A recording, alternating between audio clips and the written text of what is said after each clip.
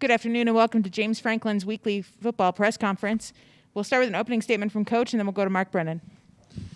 So real quick, like always, I want to thank everybody for being on and covering Penn State football. Some quick review of the Wisconsin game, the positives. I thought it was, impressive. We were able to go on the road in a very hostile environment, noisy, rainy, 11 a.m. kick. And I felt like we were prepared for all of it. I felt like our guys willed it to happen with their mentality and approach. I thought we played really good complementary football. Obviously, we won the turnover battle and the explosive play battle, the two most important statistics in football. Offensively, what we were able to do in the second half, obviously, was a real positive. We got to be able to do that for 4 quarters. Obviously, punting, I think, had a huge impact on the game. If you look at offense compared to offense in the first half, you look at field position, drive start, it really probably doesn't make sense if you don't look at punting and how that played a part in the game. So on that note, congratulations to Jordan Stout being the Big Ten Special Teams Player of the Week. He had a huge impact, kickoffs and special teams, and punt. And then I thought our defense played championship-level defense all day long, so that was great. Opportunities for growth, obviously consistency on field goals and PATs. That snap, hold, and kick. A couple times there we did not have the laces. It doesn't matter. At the end of the day, we got to make the kick, but it's more than just a kick. It's protection. I think that showed up obviously with our block kick. It's the protection, it's the snap, it's the hold, it's the kick, all of it.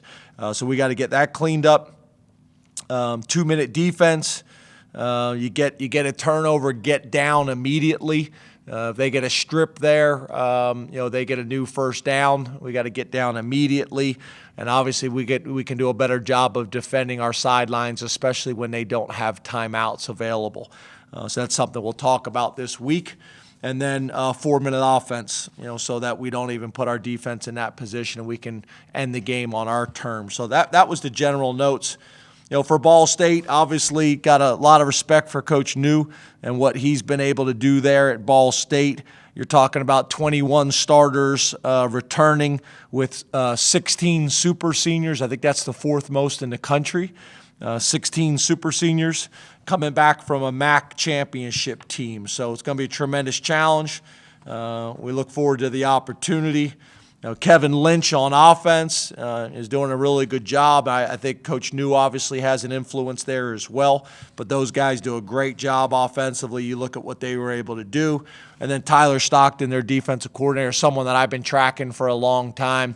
I think has got a real bright future, in the industry, and I know he's got some connections with Coach Dex as well, Coach Poindexter. So got a lot of respect for him, and then our special teams coordinator, Coach Doherty, is doing a good job for him as well. So it's going to be a real challenge. It's a tremendous opportunity.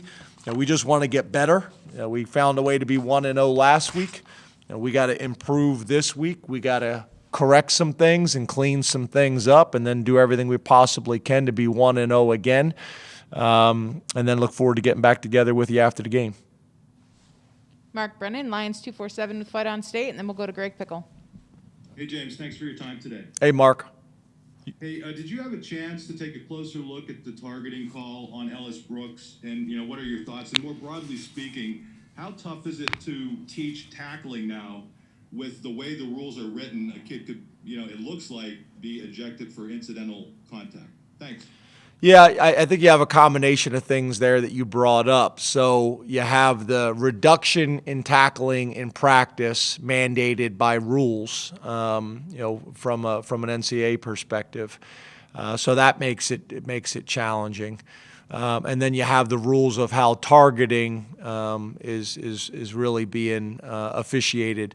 Where I think it's changed is there really was not targeting on a ball carrier unless you used basically the top of your helmet, or use your helmet as a weapon, kind of like the old spearing rules. I understand what we're trying to do, and making sure we do everything we can to protect the student athletes, number one, and protect the sport, number two, as well. I think there's just going to come a point where I don't know what you tell the defensive guys. Specifically to Ellis's, the thing that we're going to do a better job of is making sure that our guys are wrapping up and looking the tackle in, because you can have contact with the face mask and maybe just the front of your helmet. But whenever you turn your head down, and when you throw a shoulder, which is what he was doing there, in my opinion, when you throw a shoulder, it's just natural for the head to turn. But if you use proper tackling fundamentals, that should take care of that. I think it's one of those calls that could go either way. If they didn't call it, I think people would understand that. I think if you do call it, you're essentially you're essentially making some changes in the way the rule had been officiated in the past when it came to a ball carrier. So it's one of those calls. I get it. If I was wearing the official's hat and not being biased as the Penn State head football coach, I probably would not have called it. But I get it. I get it for the reasons I stated before. Protecting the student athletes and protecting the game. But I do think there's going to need to be probably at the end of the season, a discussion where we get coaches and officials and the AFCA involved and really just sit down and talk it all through with the doctors as well, and make some decisions, because I know last night I think there was a bunch of targeting game calls in that game last night. I think was between Louisville and Ole Miss. Thank you. There was a bunch of targeting calls that were similar. And then the other thing that's going to be interesting is, are we ever going to call it on the offensive guy? So you see offensive guys lowering their helmet, and I've yet to see that call. So it's interesting. I'm not criticizing. I'm not arguing, but it's a challenging thing right now for our game, and I think there's going to have to be continued discussions about it, if that's fair. I hope that's fair. Greg Pickle, Blue White Illustrated, then Ben Jones. Good afternoon, Coach. How are you? Good, Greg. How are you, buddy? I'm doing well, thanks. Jake Pinniger was your primary kicker last year. He did travel. He said he was available, but he didn't handle the kicks he had a year ago. Was that just simply a matter of Stout beating him out during camp with everything you track, or is it something else? And what is your plan with him moving forward? Yeah. Yeah, I think that's more than a fair question. It really came down to camp. I think, I say this to you guys all the time, and I don't know if you guys always necessarily believe me. But each position, whether it's a starting quarterback or a starting kicker, you compete for it every year. You compete for it every camp. You compete for it every week. And we track everything, literally every kick, the consistency, the accuracy, the snap, the hold, the location, every competitive one-on-one wide receiver DB rep, we track it all. So we have win rates, we have field percentage rates, we have hang time on punts and kicks and distance and all those types of things.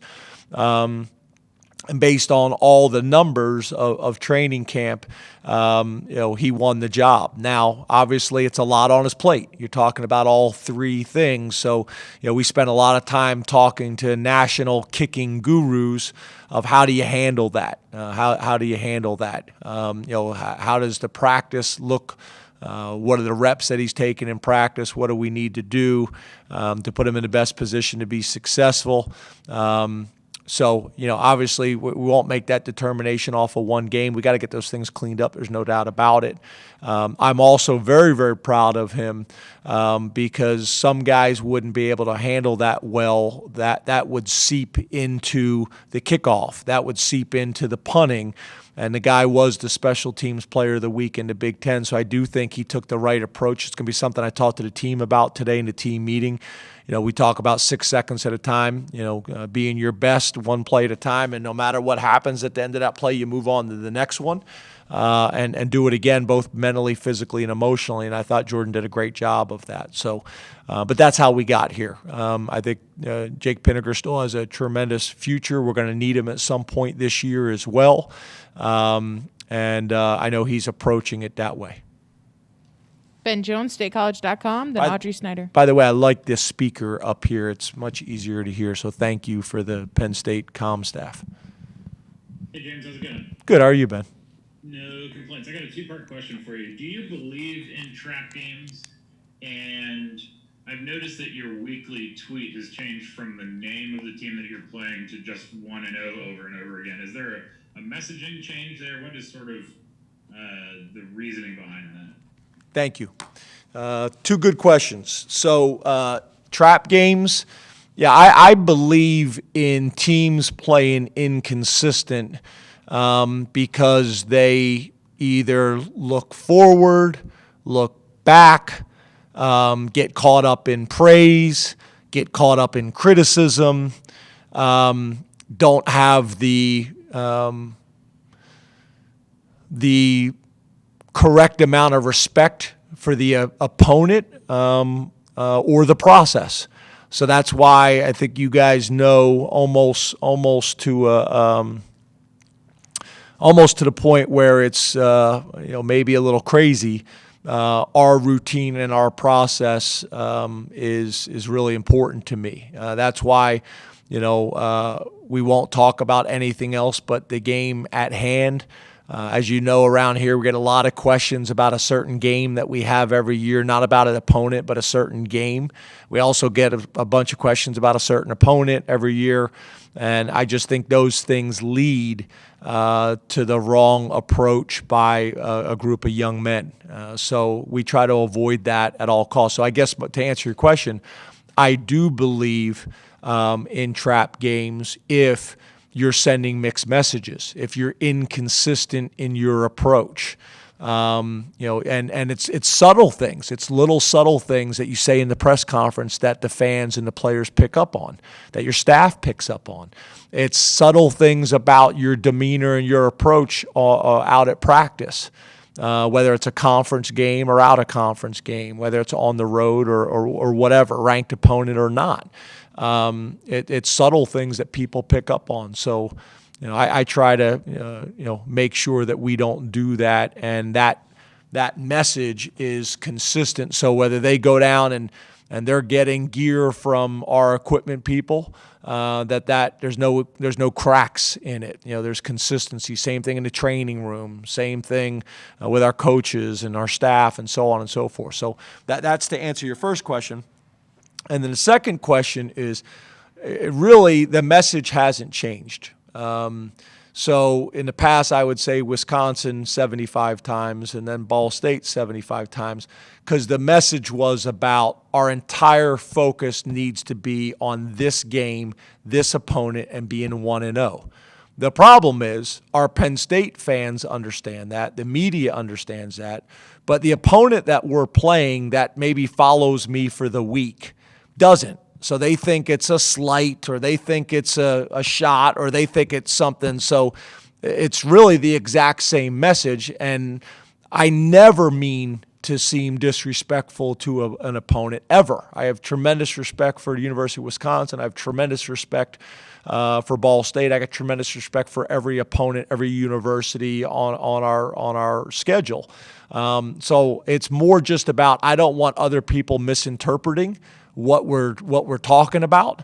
But again, no matter what you do, people are going to find ways to complain. Now they say, oh, he's already saying they're 1-0 last week.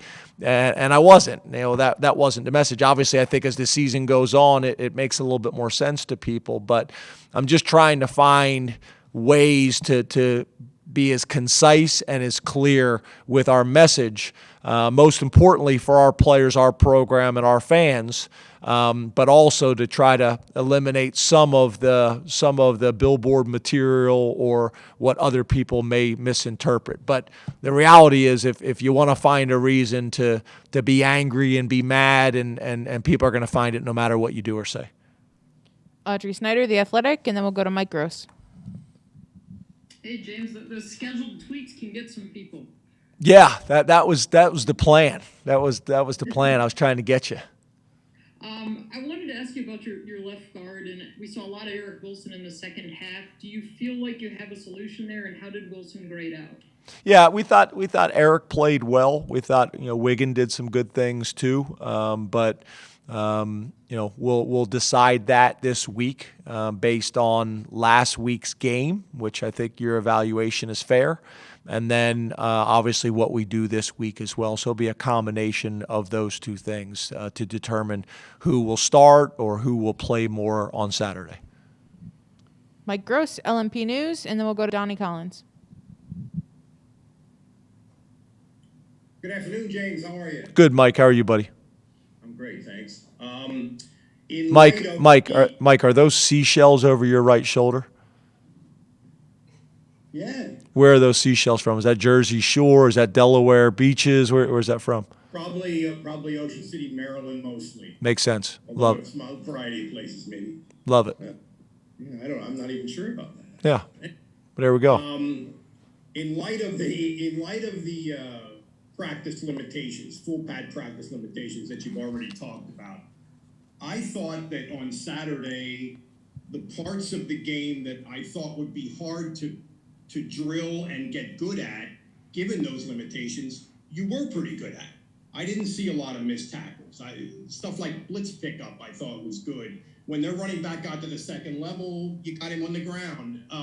So do you agree? And have you figured anything out about how to coach that stuff and drill that stuff to get good at it? Yeah, I think that's a good question, especially early in the season. And obviously the NCAA keeps making changes that we have to adjust to. And you see around college football that can be challenging early on for people. So we made some adjustments during training camp this year that I thought were helpful on defense and on special teams, which I think showed up for us. Whether that's a little bit more live work on special teams, whether that is a little bit more live work when we can based on the rules and practice. We did a little bit more of that, and then we also had a specific drill that we had not really done in the past. We'd done it in individual, but not in a team setting, that we added this year that I thought was really valuable for us. I'm not going to get into specifically what the drill was, because I do think it's something that we're doing that maybe others aren't, the way we're actually implementing it into practice. But I do think your point is a good one. We were able, except for the one, we were able to clean up a lot of the things that you see early in the season in games, whether it's missed tackles, whether it's substitution issues, whether it's burning timeouts unnecessarily, things like that show up in games early in the season, special teams blunders, things like that. Again, excluding our two missed extra point and field goals. I thought for the most part we did a pretty good job of that. So I appreciate the question and comment, Mike. Donnie Collins, Times Tribune, and then Corey Geiger. Hey, James, how are you? Good. How are you, Donnie? Doing well. I can imagine this is going to be a similar answer to the Donnie, targeting question. Yeah. did I see all the Yankee stuff? Yeah, I got some Yankee stuff here. Did you see my first pitch at Yankee Stadium? I did. One of the better opening pitches, that you probably have seen. Yeah, it was impressive. Thank you. Yeah, there's been some bad ones. Yours certainly wasn't one of them. Thank you. I appreciate that, Donnie. Yeah, I wanted to ask about the personal fouls on the punt coverage. Is that kind of a similar thing to the targeting thing where, it looks to the layperson like he's making a really good play on a kid who didn't call a fair catch, and he doesn't want to let him make a move, but they've called it once, and he did a similar thing the second time. How do you address that with the kid, with the player, and do you feel that's that's something that the conference needs to kind of address, or the NCAA or whoever? Yeah. I think it's a good question.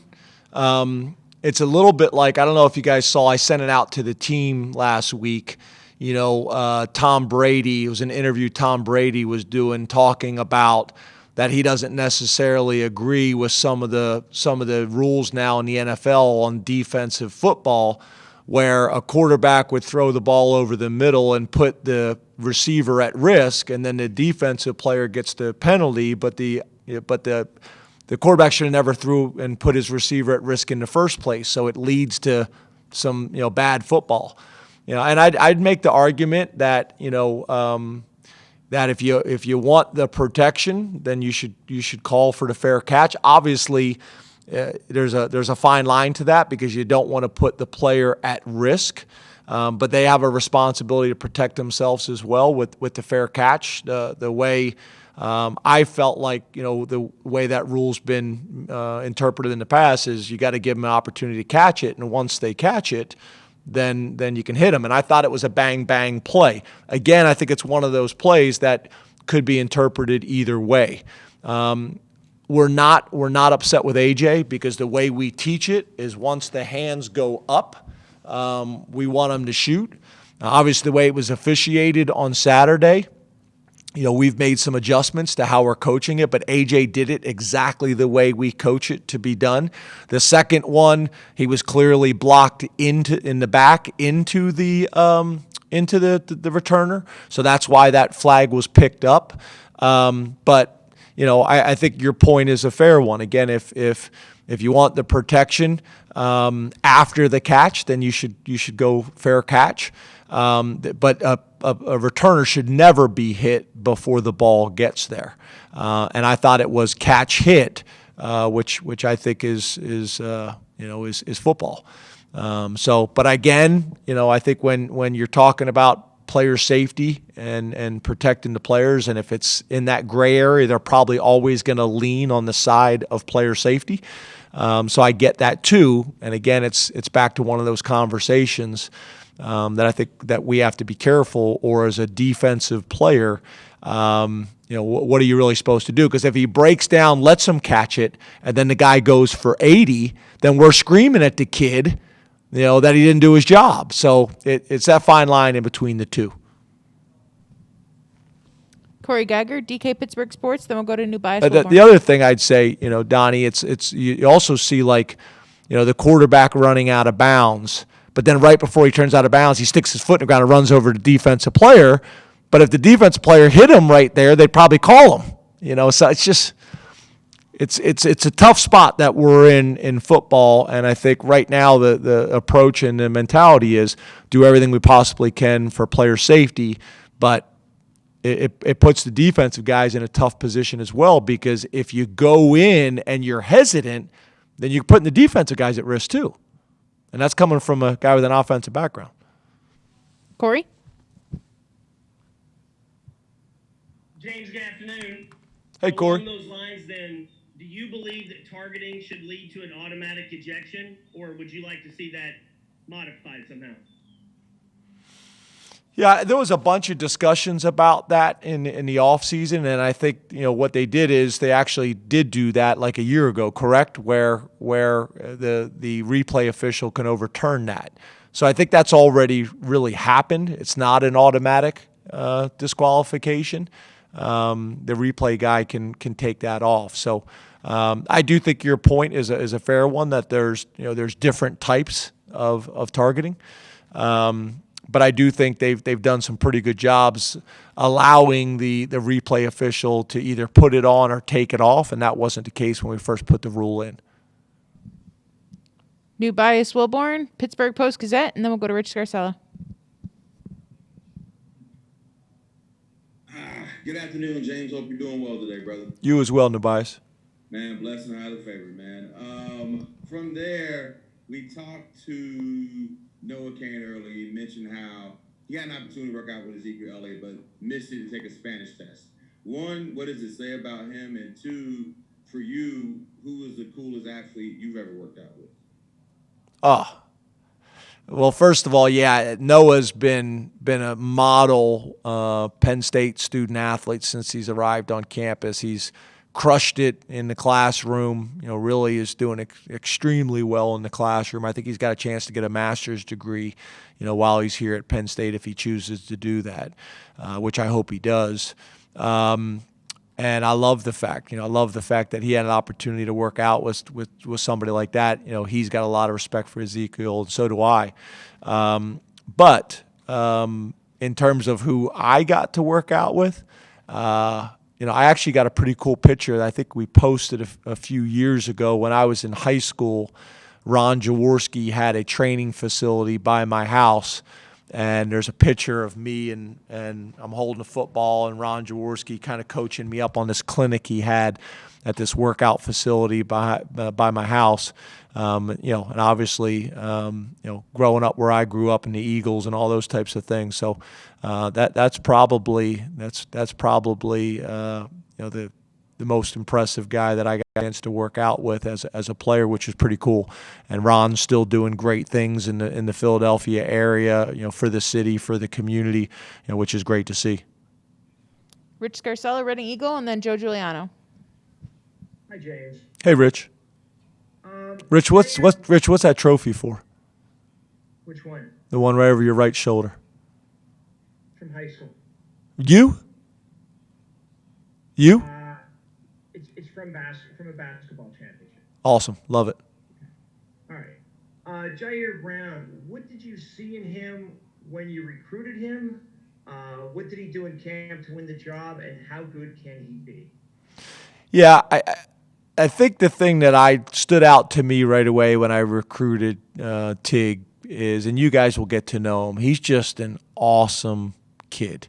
He's always got a smile on his face. He's super appreciative of his time here, very proud of his time at Lackawanna, but also very appreciative of what he has here at Penn State. His mom is great.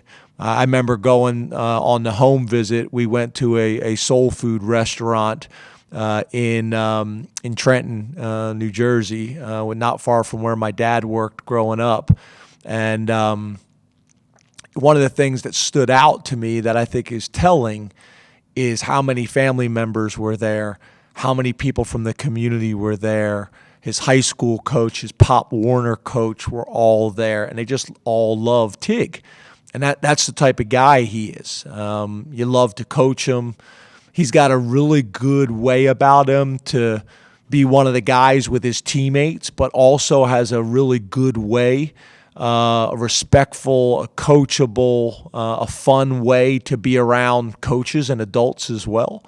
And I just, see him getting better. He was a guy when we recruited him, Lackawanna had played him at corner.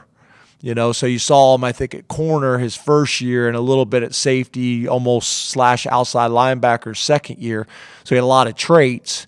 And then what I love about, Tig, as well as a bunch of guys, is he came to camp. He came to camp and earned it. So I love that as well, guys that aren't afraid to compete, and he came here and earned it. And, was under-recruited out of high school for a number of reasons.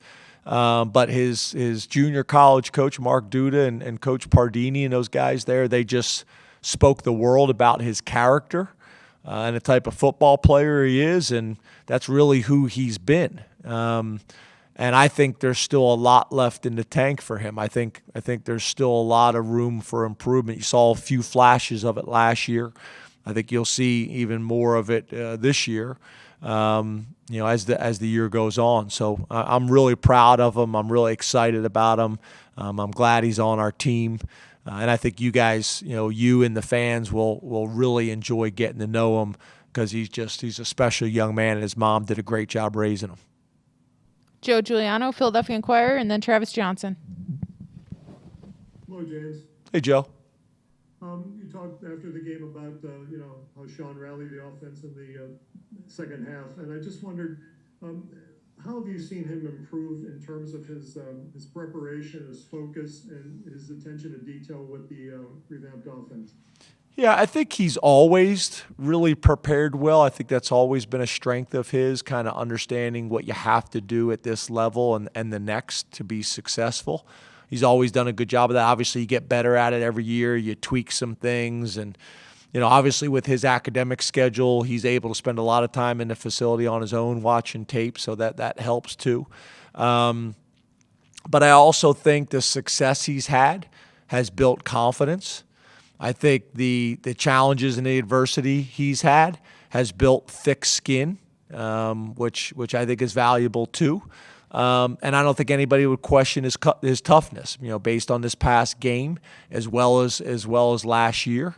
So I'm just, I'm really proud of him. I think you'll see him grow in comfort as the year goes on with the offense. And what it's about, it's not just knowing the plays and knowing the defense. It's what are your answers? And if they bring this pressure, what's the adjustment to the protection, or where are my relief throws or hots, or so on and so forth. And I think that's where it really becomes powerful, as a quarterback, is when you feel like the defense can't be right because you have the answers. Here's my man beater, here's my zone beater, here's my my pressure answer, whether it's adjusting a protection or a hot throw or whatever it may be, or checking the play.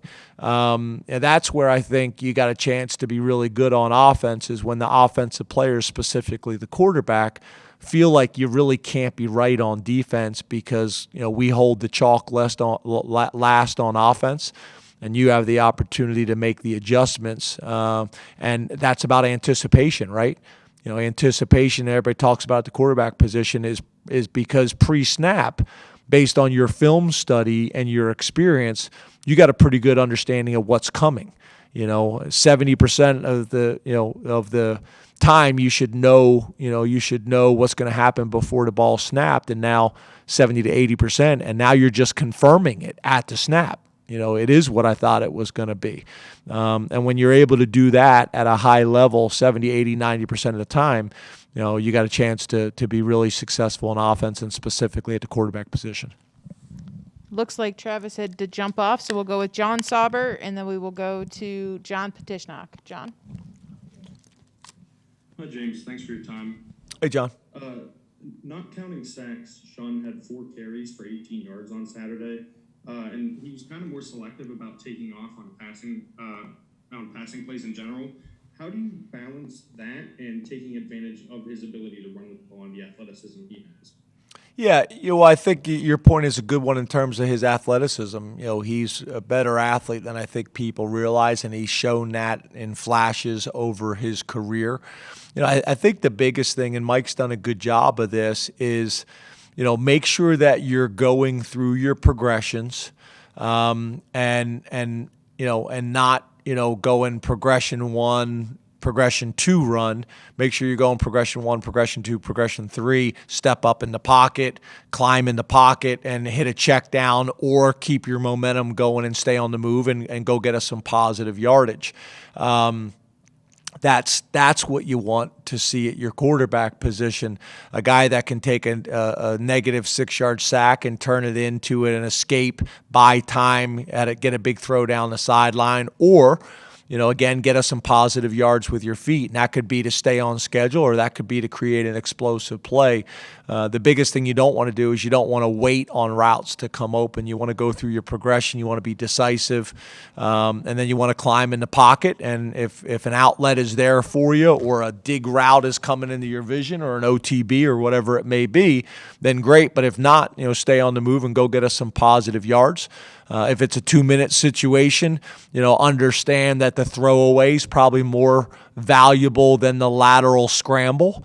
In a 2-minute situation, you want to be able to get the ball out of your hands quickly. You want to climb in the pocket and take a check down or scramble for positive yards. But lateral scrambles in a 2-minute situation, you have to be careful because it puts the ball at risk and burns more time off the clock. A lot of times you'll see a quarterback scramble and run around and then run out of bounds, and he gained 1.5 yards or 2 yards, or maybe lost a yard, and 11 seconds came off the clock. It's not worth it.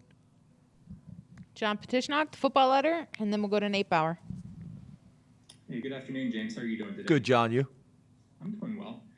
Hey, Hey, after the game Saturday, you showed a lot of emotion, particularly with the fans and the families who traveled there. I just wanted to ask, how big of a role does emotion play in your coaching approach, and especially in connecting with fans and players, and also with players' families? Yeah, I think it's a huge part of my leadership style with our players and how we meet, how we lead, how we bond as coaches and players. I think it's a big part. It's my personality, it's my style, and I have to be authentic and true to who I am in my leadership role. But also specifically with our families. When you look at Jahan Dotson and the recruiting process and getting to know his family well and understanding, the success and challenges and adversity that we all go through in our families and being a part of that, is meaningful to me and is important to me. That's, past players. I got a text message from Trace McSorley this morning. And then that's the fans that I don't get to know as well, but there's some that I do. The gentleman with the white fedora on Saturday, I don't know him very well, but I see him at all the games. I feel his passion. I appreciate his passion. He's also handsomely dressed, usually, and I appreciate all those things. So when there's an opportunity to connect and show my passion and my appreciation for them as well, because they're a part of our family and part of our process, I want them to feel that as well. We'll go 2 more questions. Nate Bauer, Blue White Illustrated, and then Tyler Donahue. Hey, James, how are you? Appreciate it, Nate. I'm good. How are you, man? I'm good, always. Hey, Ellis Brooks, what kind of evolution and development have you seen from him through his Penn State career? And then I guess specifically at that position, what's the value of having the experience that he has? Yeah, I thought he played his best game, or at least half that he's had at Penn State. I think the experience at the middle linebacker position, the quarterback of your defense, is very similar to experience at the quarterback position on offense.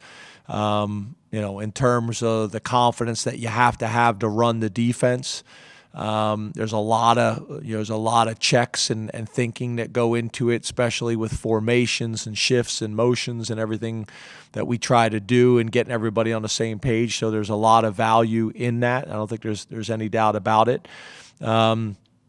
And then there's also just, the leadership experience as well. He said something to the team the other day, and I wish our young players would understand this. And the hard part is sometimes they just have to go through it themselves. But it's amazing how many of the vets get up and talk about appreciating their time here. Everybody's trying to rush to the next stage. And a lot of them late in their careers admit that they had already made up at some point during their career that this was going to be their last year at Penn State and they were going to the NFL before their eligibility was up, and how, looking back at that now, that wasn't the right approach. And Ellis, talked about that with the team in his share the other night at the hotel. So he's just in a really good place. I think his mom and dad are in a really good place about his Penn State experience. I think Ellis is in a really good place about his Penn State experience and where he's at. He's super confident right now, and I think you see a lot of our players confident is really high. And why? Because I think Ellis is really invested into this Penn State football team. I think his preparation level is through the roof, not only this year, but what he's been able to do over his time here at Penn State, and all those things are coming to fruition right now. So we'll obviously miss him in the first half, but he'll come out like gangbusters in the second half. I'll never forget. I was the offensive coordinator at Maryland, and we had a player that I suspended for the first half of the game in a bowl game. And he didn't play in the first half, and we were playing Boise State. He showed me, and the second half, he had an unbelievable game, came out like gangbusters in the second half, and was actually the MVP of the bowl game.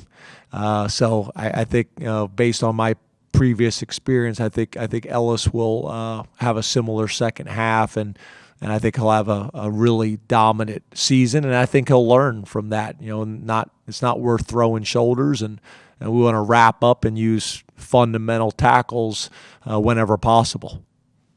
Last question to Tyler Donahue, Lions 247. Hey, James, hope you're well. You as well, Tyler. Thank you. A few guys that we didn't see on your travel roster that stood out. Keaton Ellis, Hakeem Beeman, and John Lovett. Are you able to give any clarification on their availability moving forward for you? Yes, they were not available last week, and that will be to be determined this week. Thank you very much, Coach.